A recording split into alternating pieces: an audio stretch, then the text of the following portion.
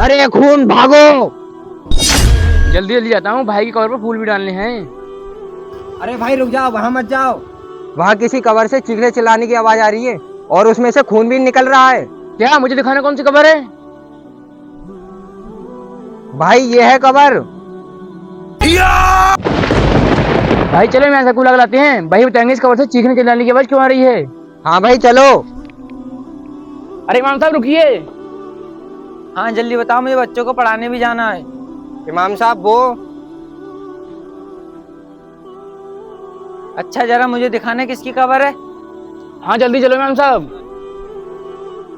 इमाम साहब ये रही वो कबर। इसके साथ ऐसा होना ही था क्योंकि इसने दुनिया में रहकर लोगों के घर में घुसकर चोरी करके भाग जाता था।